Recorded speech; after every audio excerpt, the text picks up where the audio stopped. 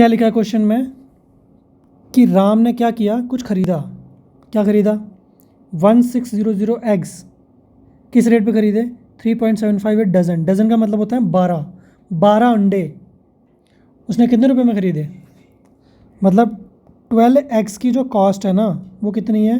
3.75 rupees. भाई इस line का तो यही मतलब है। अब आप सोच रहे होंगे इतने सस्ते कब से हो गए अंडे, तो वो सब हमको नहीं सोचना है, जो क्वेश्चन में दिया है उसके हिसाब से निकालना है, ठीक है। तो 12 अंडे की कितनी कॉस्ट है? 3.75 रुपीज़। और उसने कितने खरीदे? 1600। तो जो उसका टोटल सीपी होगा, कॉस्ट प्राइस होगा, वो किसके बराबर होगा? 3.75। अगर मैं इसको 12 से डिवाइड करूँ तो एक अंडे की कॉस्ट आ गई। अगर 1600 से मल्टीप्लाई करूँ तो सारे अंडे, मतलब टोटल सीपी नहीं आ गया उसका? बिल्कुल आ गया। इसको भी छोड़ देते हैं कैलकुलेशन के लिए, ठीक है। फिर आगे क्या लिखा है? ही सोल्ड। अब वो अंडे बेचना स्टार्ट कर रहा है, ठीक है। उसने 900 अंडे बेचे। कितने में बेचे? ₹1 के 2, मतलब ₹1 के 2 अंडे दे रहा है वो। ऐसे कर करके उसने 900 अंडे बेच दिए। तो मतलब और रिमेनिंग, मतलब कुछ और अंडों का प्राइस ना अलग लगाया है। तो मतलब SP1 की अगर हम बात करें तो उसने कितने रुपए लिए? उसने ₹1 लिया। कितने अंडे का? 2 अंडे का। तो एक अंडे का क्या प्राइस हुआ? 1/2 हुआ कि नहीं हुआ? और ऐसे करके उसने कितने अंडे बेचे? 900। अब इसकी कैलकुलेशन आसान है तो यहीं कर लेते हैं। कितना आएगा? 4500 इतने रुपीज़। SP1 आ गया हमारा।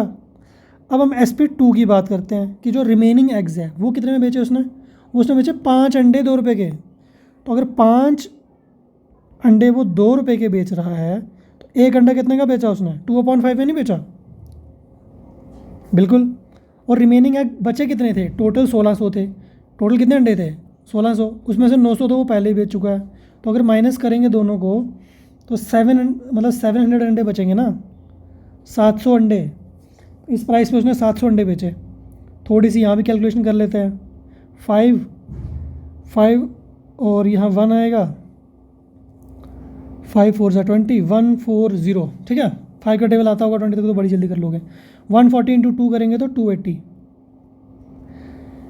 मतलब 280 रुपये उसने यहाँ पे। तो टोटल, अगर मैं टोटल की बात करता हूँ कि भाई टोटल SP कितना है, तो ऑब्वियसली दोनों को ऐड कर देंगे, SP1 + SP2।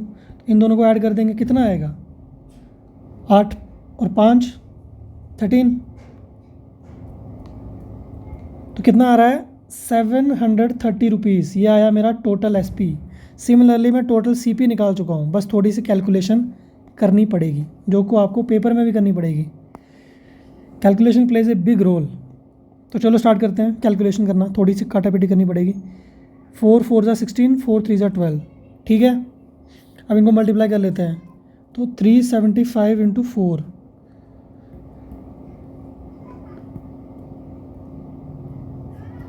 ठीक है।